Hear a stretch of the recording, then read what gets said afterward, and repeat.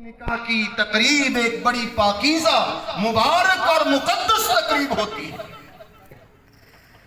جس کے اندر پاکیزہ تعلقات کی بنیاد، اور کتنا آسان ہے اسلام کا نکاح کا نظام۔ دو لفظ آپ کو بولیں، ایجاب اور قبول۔ تکلفات نہیں، لمبی چوڑی بارات نہیں، کوئی انتظام نہیں، سادہ سی چیز ہے کہ آپ نے ایجاب اور قبول کو اختیار کیا، ذمہ داریوں کو قبول کیا ہے، اور پھر انسان اس وقت کتنا آسودہ ہوتا ہے۔ اللہ اپنی کتاب میں فرماتے ہیں کہ میں نے نکاح کے راستے اس لیے بنائے، تمہاری بیویوں کو اس لیے پیدا کیا، تمہاری جنس سے پیدا کیا۔ اللہ اکبر۔ حیوان کے ساتھ تعلق سے انسان کو سکون نہیں ہے، کسی اور مخلوق سے تعلق میں سکون نہیں ہے۔ فرمایا تمہاری بیویوں کو بنایا، تمہارے درمیان محبت کو پیدا کیا، سکون کو پیدا کیا، اور نکاح ہی وہ چیز ہے جو گھر میں امن بھی لاتی ہے، سکون بھی لاتی ہے، زندگی کے اندر طہارت بھی لاتی ہے اور پاکیزگی بھی لاتی ہے، اور نکاح ہی وہ چیز ہے جو انسان کو ایک ذمہ دار فرد بنا دیتا ہے معاشرے کا۔ یہ میرے بزرگ سارے تشریف فرما ہیں، آپ لوگوں کو بڑا تجربہ ہے۔ کہتے ہیں منڈا پریشان کرتا ہے، تنگ کرتا ہے، اس کی شادی کر دو، بال بچے دار ہو جائے گا، ذمہ داریوں میں لگ جائے گا، آوارگی کی کوئی گنجائش نہیں، خفیہ تعلقات کی کوئی گنجائش نہیں۔ یہ پاک اور ناپاک کا مسئلہ ہے۔ اس لیے قرآن مجید کے اللہ رب العزت نے جو احکامات ہیں، اس کی جو 3 مقام پڑھے جاتے ہیں، ان تینوں کے اندر ایک بات کامن رکھی گئی ہے، اللہ سے ڈر جاؤ۔ نکاح اور اللہ سے ڈرنا کیا تعلق ہے؟ اس میں نکاح کی اہمیت ہے، اس میں نکاح کی اہمیت ہے۔ اللہ سے ڈر جاؤ، بے لگام نہ ہو جاؤ، شتر بے مہار نہ ہو جاؤ، اپنی نظروں کو، اپنی نگاہوں کو آوارہ نہ کر لو، اپنے آپ کو کسی دائرے میں رکھو۔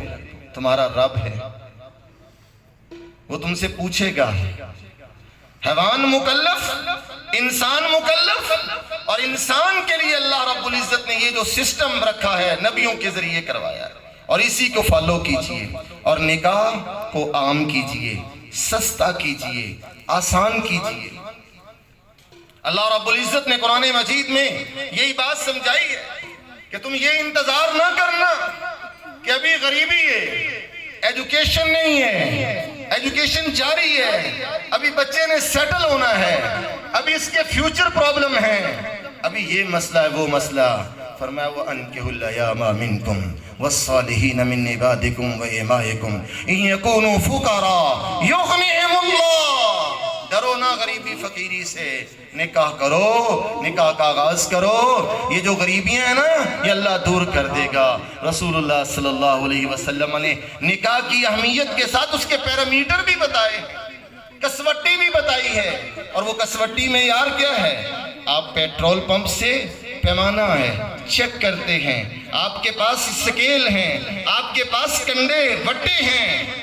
نکاح کی اہمیت یہ ہے کہ رسول اللہ صلی اللہ علیہ وسلم نے فرمایا تُنْكَحُ الْمَرْأَةُ بِأَرْبَعٍ، عورت کے ساتھ 4 چیزوں پر نکاح کر سکتے ہیں۔ جمال دیکھو، مال دیکھو، حسب نسب دیکھو، اور ساتھ فرمایا اس کا دین دیکھو۔ دیندار عورت آئے گی گھر میں، بہار آ جائے گی، بہار آ جائے گی۔ بلکہ ایک دوسری حدیث کو اس کے ساتھ اگر ملاؤں تو بات زیادہ واضح ہو جاتی ہے۔ من سعادت المرء، کہ آدمی کی خوش بختی، ہم تو سمجھتے لکی بندہ وہ ہے جس کی لاٹری نکل آئے، جس کا بزنس بڑا اچھا چل جائے۔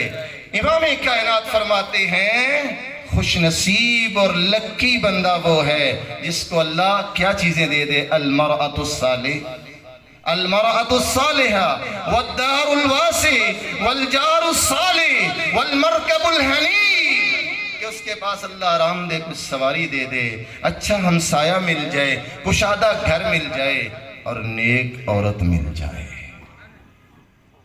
اس لیے نکاح معاشرے کی ضرورت ہے۔ اور جس دور میں میں اور آپ آج بات کر رہے ہیں، مجھے علامہ البانی رحمہ اللہ یاد آتے، ماضی قریب کے محدث، اور جن کو شاہ فیصل ایوارڈ دیا گیا۔ میں دوستوں کے علم میں اضافے کے لیے بات بتاؤں، علامہ البانی کے حالات زندگی میں یہ بات لکھی ہے۔ بڑی عمر پائی، اور یہ وہ بندے نہیں ہیں، وہ شخصیات نہیں جن کا نام کوئی غیر معروف ہو. دنیا کی کوئی لائبریری ایسی نہیں ہوگی جس میں علامہ البانی رحمہ اللہ کی کتابیں موجود نہ ہوں. دنیا انٹرنیشنل لیول پہ کام کرنے والے فرماتے میں موبائل دیکھتا ہوں. سنو نوجوانوں، کہتے میری 70 سال عمر ہو گئی، بوڑھا ہو گیا ہوں. جب میں موبائل دیکھتا ہوں، موبائل پر جو کچھ اب آ رہا ہے، جب یہ میں دیکھتا ہوں تو مجھے اپنے ایمان کی فکر بھی ہوتی ہے.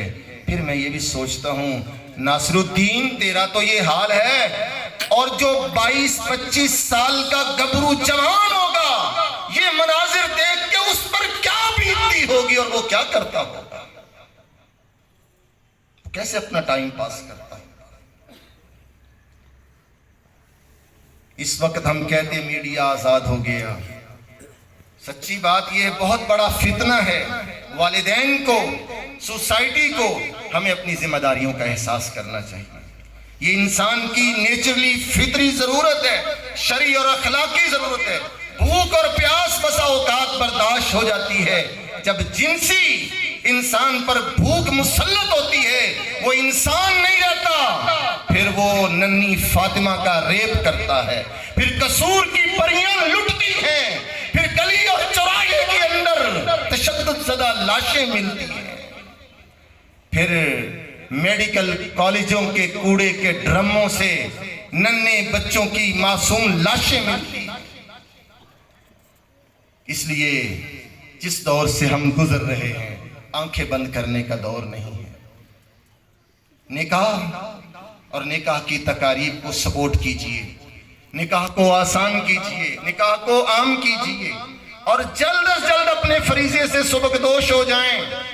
یہ بہت بڑی بھاری ذمہ داری والدین پر ہے. اور جناب محمد رسول اللہ، یہ ہمارا بر صغیر کا کلچر ہے، ماں باپ شادی کرتے ہیں. میں نے عرب کلچر کو سٹڈی کیا تو یہ بات سامنے آئی کہ کونین کے تاجدار نے فرمایا تھا من استطاع منکم الباءۃ فلیتزوج. اور نوجوانوں کی جماعت اس انتظار میں نہ ہونا کہ ابھی میں سیٹل ہونا ہے. یہی چودھری صاحب یہی تقاضے ہوتے ہیں نا، ابھی ٹائم نہیں آیا. فرمایا نوجوانوں جس کے پاس طاقت ہے شادی کر لے. کیا فائدہ ہوگا نکاح کا؟ میں فائدے بتاؤں، آپ نہ سننا کہ یہ میری بیٹی کی تقریب ہے، لیکن یہ بات تو سرور کونین کی ہے. فرمایا نکاح کا فائدہ یہ ہوگا جب تم نکاح کر دو گے نظر پاک ہو جائے گی اور انسان قلعے کے اندر محفوظ ہو جائے گا. نکاح کے فوائد اور ثمرات اور برکات کیا ہے کہ نکاح کے بعد انسان پاکیزہ زندگی کے اندر آ جاتا ہے، گھر میں خیر اور برکت کو لے آتا ہے. اور جب تک نکاح سے بچتا پھرتا ہے، چھپتا پھرتا ہے، پرسنل لائف، سیکرٹ لائف، اور پتہ نہیں کیا کیا سٹنڈ بنائے ہوئے ہیں اور سمجھتے کہ شاید یہی زندگی ہے. یہ زندگی نہیں، یہ شرمندگی ہے، یہ آبادی نہیں بربادی ہے، جرم ہے. اور جس نے اپنی زندگی کو پاک کر لیا، نکاح پاکیزہ زندگی دیتا ہے جس نے اپنی زندگی کو پاک کیا. آقا نے فرمایا اللہ 7 لوگوں کو اپنا عرش کا سایہ دے گا.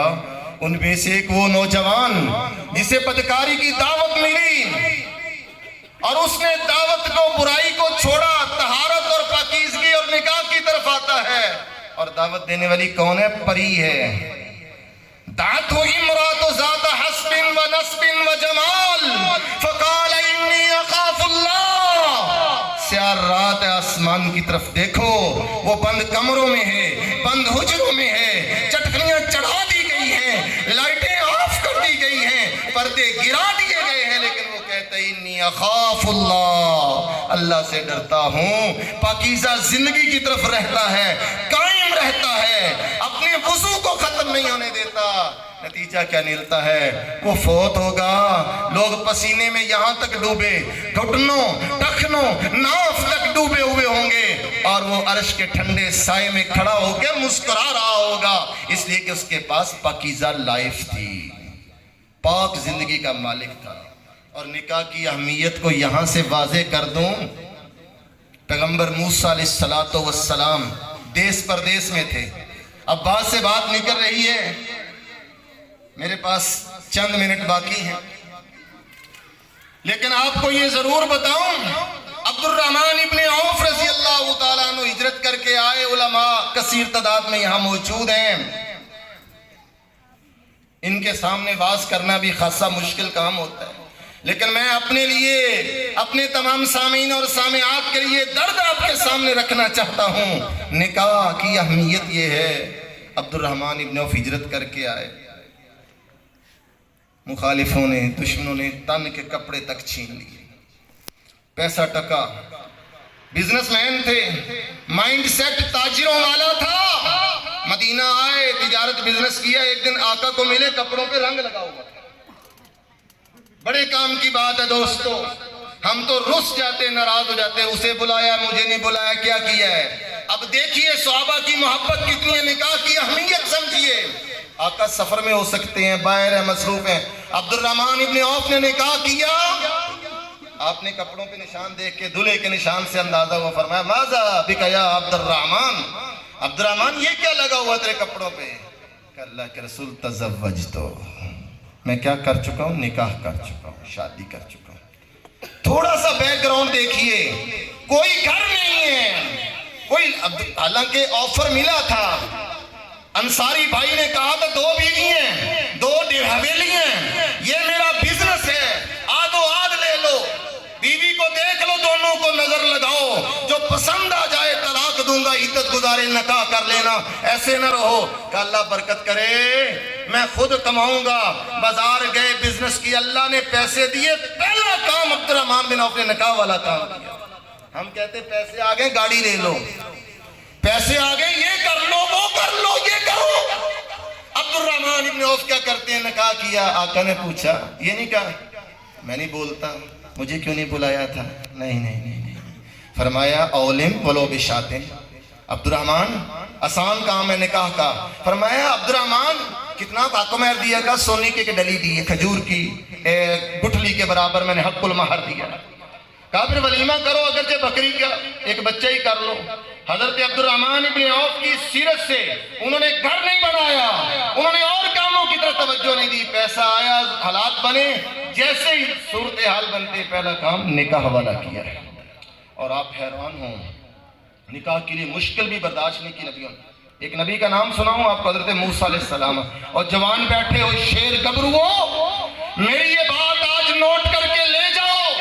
حضرت موسیٰ جیسا بھی علیہ السلام جیسا طاقتور کوئی ماں نے شیر دل بیٹا پیدا کرنے، کتنی طاقت تھی بھائی جان، حاجی صاحب. طاقت کا یہ عالم تھا کہ جب پہنچے وہاں کنویں پر، وہ بوکا، وہ پانی نکالنے والا برتن، اکیلے موسیٰ علیہ السلام نے پتھر کو بھی اٹھایا، سارا آپ نے سن رکھا ہے. اللہ اکبر. جب گھر پہنچے، دیس پردیس ہے، نکاح کی بات آ گئی ہے، تو پیغمبر نے حق المہر میں کیا باندھا؟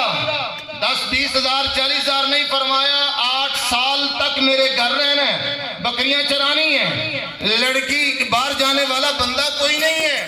حق المہر میں یہ بات رکھ دی، 10 سال خدمت کرنی ہے. اور مجھے بتاؤ، کلیجے میں ذرا تھوڑا سا کلیجے کے اندر ہاتھ ڈال کے تھوڑا سا غور کر کے مجھے بتاؤ، حضرت موسیٰ علیہ السلام جیسا جری بندہ 10 سال تک اس شرط کو اس لیے قبول کرتے کہ مجھے نکاح کے فائدے حاصل ہو جائیں گے. کون 10 سال تک کہیں ٹکتا؟ اس گھر میں ٹھہرے، ناجائز تعلقات سے بھی بچنے کے لیے جوان بیٹیاں ہیں.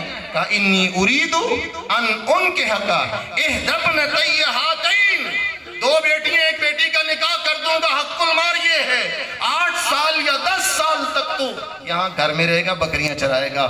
پیغمبر نے نکاح کو پانے کے لیے 8-10 سال کی خدمت قبول کر لی، تاکہ دنیا کو میسج جائے کہ نکاح کو چھوڑنا نہیں ہے، نکاح کرو تاکہ پاکیزہ زندگی مل جائے.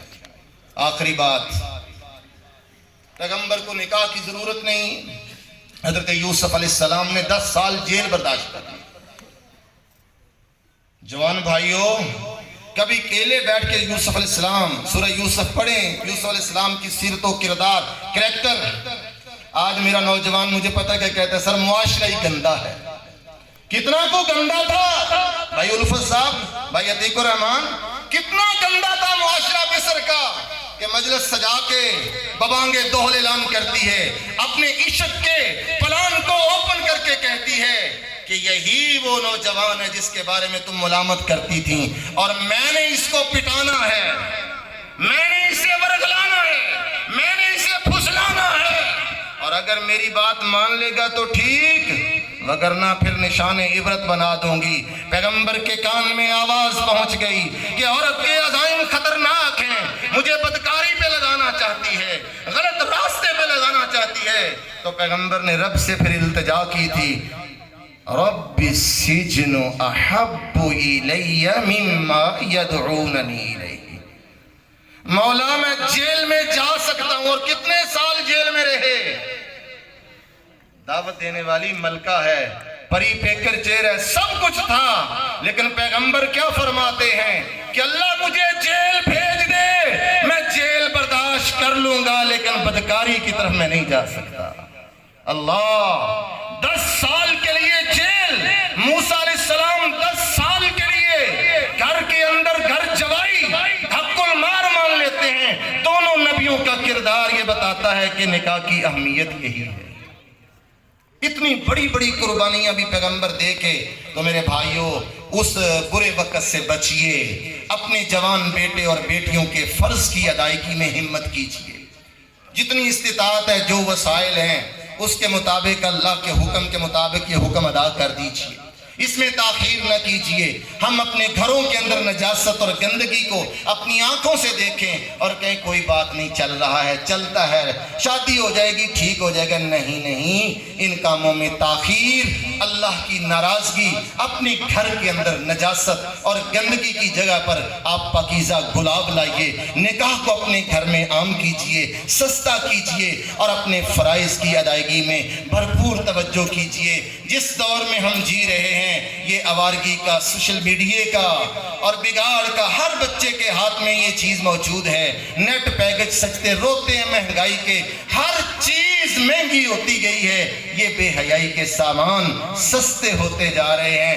ایسے موقع پر نوجوانوں کو بھی چاہیے کہ وہ اول فرصت میں نکاح کے بندھن میں بندھ جائیں. یہ پاکیزہ زندگی ہے، اس سے جب تک انکار کرتے رہیں گے، اللہ کی بغاوت، اللہ کی نافرمانی وہ ہمارے ساتھ چلے گی. اللہ سے دعا ہے اللہ ہمارے مائنڈ سیٹ کے اندر اللہ نکاح کی اہمیت پیدا فرما دے، اور اللہ تعالی ہمارے معاشرے میں صالحیت پیدا فرمائے، اور مولا کریم ہمیں ان ذمہ داریوں کو پورا کرنے کی توفیق نصیب فرمائے.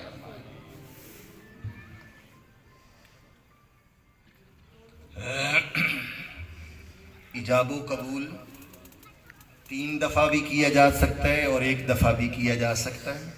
رسول اللہ